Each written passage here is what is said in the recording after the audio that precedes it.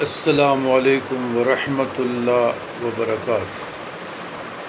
اللہم صلی علی سیدنا محمد وعلی آل سیدنا محمد کما تحب و ترضی لہ۔ عزیزان گرامی، مختلف سوالات کا ایک ہی اس مختصر ویڈیو میں جواب ملاحظہ فرمائیے۔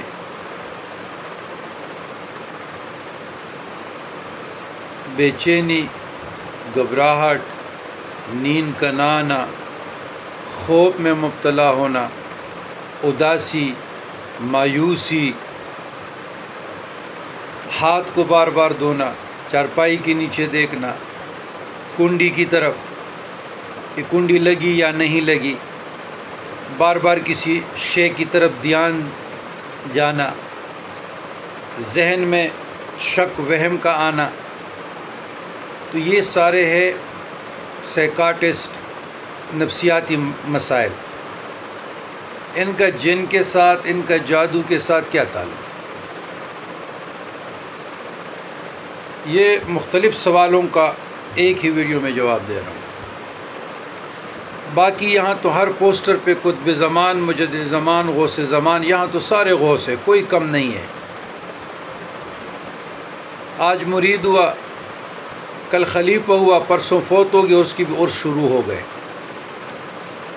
یہ دین نہیں ہے، یہ رسمیات ہے، یہ خرافات ہے، اور یہ وہ کمزور عقائد ہے جو میں نے آپ کو لوگوں کو کہا تھا۔ سورہ عنکبوت، سورہ عنکبوت کا 41 نمبر ورس آپ لوگ پڑھیں، یہ وہی مکڑی کے جالے ہیں۔ تو دوسری بات یہ ہے کہ نہ ہر شخص پہ جادو ہو سکتا ہے، نہ ہر شخص پہ جنات ہے۔ یہ جو آپ مری میں پتراٹے متراٹے اور ادھر ادھر جو آپ دیکھ رہے ہیں، یہ سارے نفسیاتی مسائل ہیں، سارے۔ کوئی عاشق ہے، کسی کے پاس گاڑی نہیں ہے، کسی کے پاس 2 وقت کی روٹی نہیں ہے، کسی کے پاس مکان نہیں ہے، کسی کے پاس لباس نہیں ہے، معاشی گھر میں الجھنیں ہیں، کسی سے میکے میں بیوی روٹ گئی، کسی سے طلاق ہو رہا ہے، یہی مسائل ہیں۔ اور یہ مسائل جو یہ پھر نام نہاد جو عاملین بیٹھتے ہیں، تویز سے حل کرتے ہیں، اور یہ مسائل کبھی ادھر دم درود والا ہے، کبھی ادھر درا، جس کا عمل قرآن سے دور ہے، جس کا عمل حدیث سے دور ہے، تعلیمات صوفیات سے دور ہے، جو خود پڑھتے نہیں ہیں، تو وہ کیسے مستجاب الدعوات ہو سکتا ہے؟ تو بات یہ ہے، اللہ تبارک و تعالیٰ نے 5 وقت نماز بھیجی ہے۔ یہ جو نماز ہے، یہ تمام مسائل کا حل ہے۔ آپ خضوع سے اور پھر نماز کے بعد جو مسنون اذکار ہے، صبح کے اور شام کے اور فرائض کے بعد، میں تمام موریدین کو پہلے بیعت ہونے سے پہلے بھی وہی اذکار تجویز کرتا ہوں۔ وہ میرے محبوب اعمال ہیں، میں خود پڑھتا ہوں۔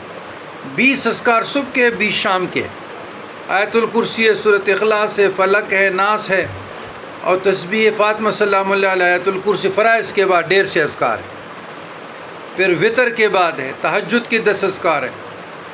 تو یہ مسکون اذکار تمام مسائل کا حل ہے، آپ اس پہ عمل کریں۔ جب تک آپ خود عمل نہیں کریں گے، جب تک اللہ کے پاس اپنی حاجاتوں کو نہیں لے کر جائیں گے اور حاجت روائی ایک اللہ سے طلب نہیں کریں گے، آپ کے مسائل اور پریشانیاں اور تکالیف ختم ہی نہیں ہو سکتے، آپ اس آزمائش سے نکل ہی نہیں سکتے۔ ایک صاحب نے کہا، میں نے کہا آیت رقیہ تو میں بیچتا ہوں، اس سے خود بھی دم رقیہ شریعہ کرتا ہوں، تو آپ لوگوں کو بھی آپ پڑھتے کیوں نہیں ہیں؟ انہوں نے کہا اس پہ ٹائم زیادہ لگتا ہے۔ بات یہ ہے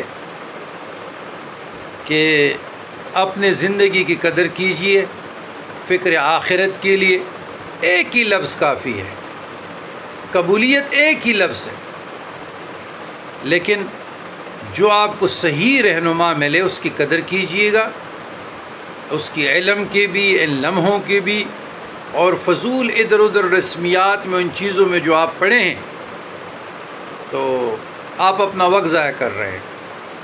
اللہم ربنا آتنا فی الدنیا حسنۃ وفی الآخرۃ حسنۃ وقنا عذاب النار۔